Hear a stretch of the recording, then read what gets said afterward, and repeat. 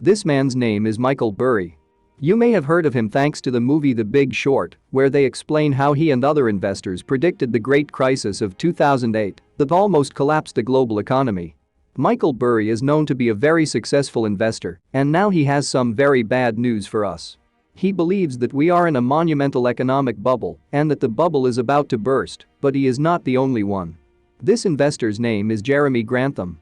This man is also known for predicting the ugliest economic crises history has ever seen. For he warns us that we are in a super bubble that is about to burst. He tells us to prepare for an epic end to this bubble and that it will bring many tragedies. Other well-known people who believe that we will see a historic crisis are Robert Kiyosaki, the author of the book Rich Dad, Poor Dad, and also Ray Dalio, one of the most successful investors in history. These two people not only believe that we will see an economic collapse, but they believe that the United States will probably see a civil war or even social revolution as a result. It seems that in the year 2022 there is almost no one saying that the economy is on track other than politicians who want to get re-elected. Entrepreneurs like Elon Musk and Mark Zuckerberg believe the economy is lousy and worse times are coming. It's only natural that hearing this bad news makes our hair stand on end, but the worst thing we can do is panic, sell everything and wait until it all collapses. In this video we are going to analyze what these predictions are based on, how ugly these predictions are, and how you can protect yourself.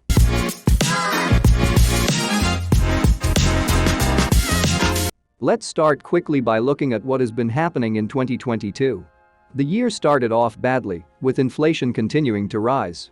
As a result of this, the Federal Reserve decided to start raising central bank interest rates, and if you haven't seen my videos, the Federal Reserve controls the growth of the economy by printing money and raising or lowering interest rates on debt. They are the ones who determine how expensive all those debts issued in dollars are going to be, and when they see that inflation is high or the economy is overheating, they raise central bank rates. They do this to slow the growth of inflation in the economy.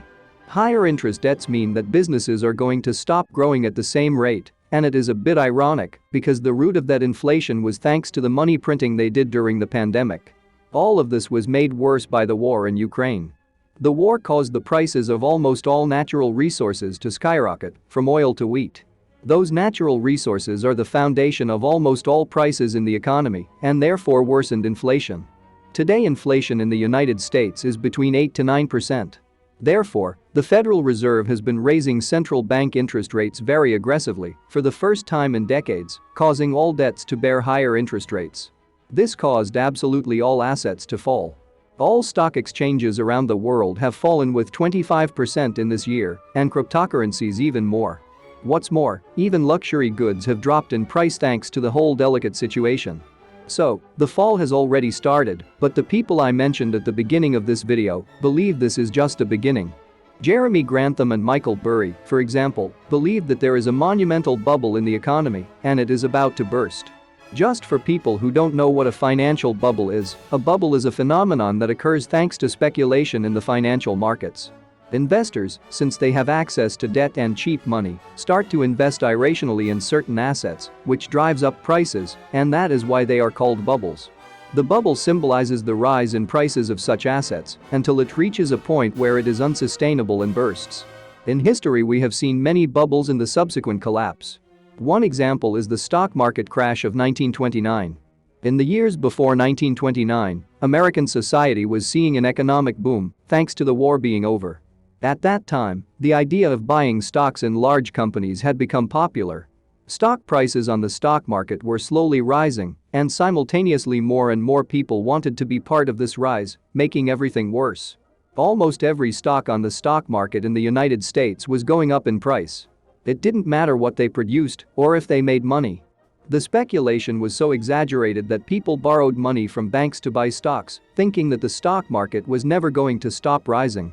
Well, in 1929, in mid-October, the stock markets began to collapse.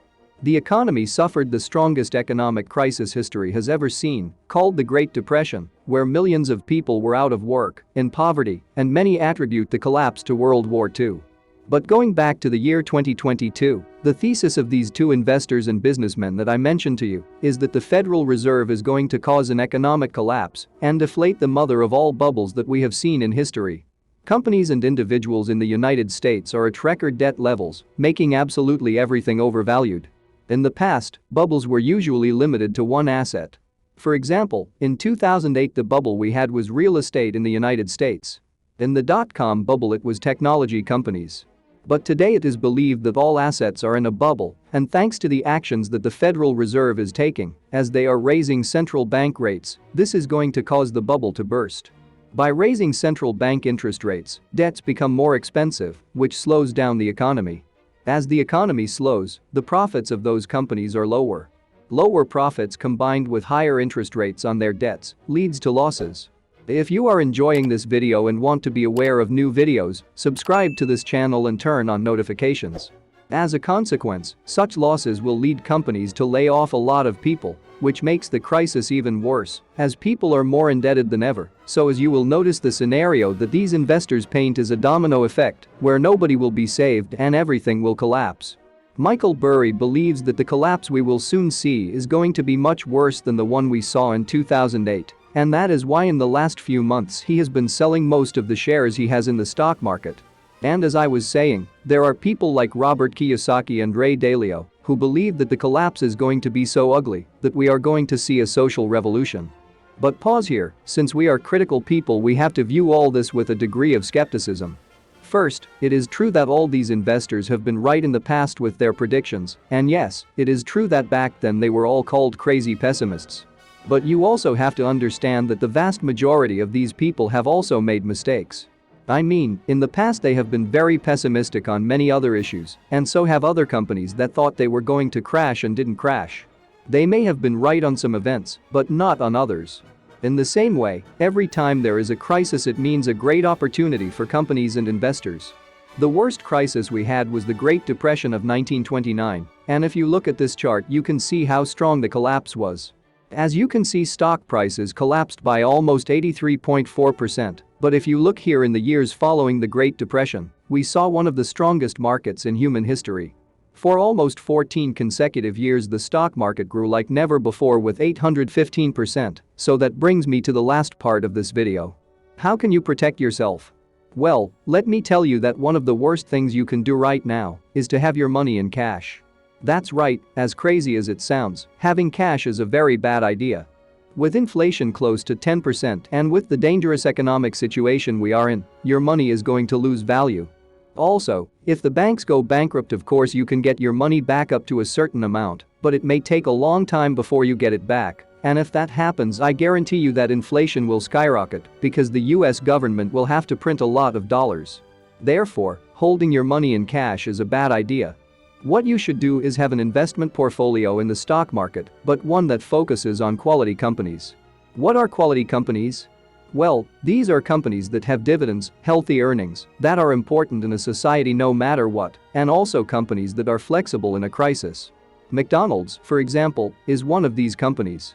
During the last crises in the United States, McDonald's has been one of the companies that has grown the most, but other examples of companies are supermarket companies, real estate companies, electric companies and many more. Another very important element in your investments is diversification.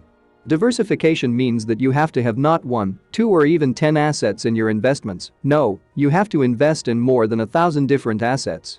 And how can you do this? Well, there are ETFs, which are mutual funds. This is a very powerful weapon that diversifies your investments. It also invests in natural resources such as gold, silver and others. The idea is that you have your money well diversified to lower your losses. If you follow our channel you will find several videos where we talk about types of investments and stocks that can be very favorable. Also, if you watch the videos with the comments and predictions of the best investors such as Ray Dalio, Bill Gates, etc., you can learn more about the types of investments selected by these minds, and you can understand which stocks are more suitable in different economic periods. And you, can you tell us what is your opinion about it? We'll read you in the comments. Thanks for watching the Money Street, and don't forget to click the subscribe button for more financial videos.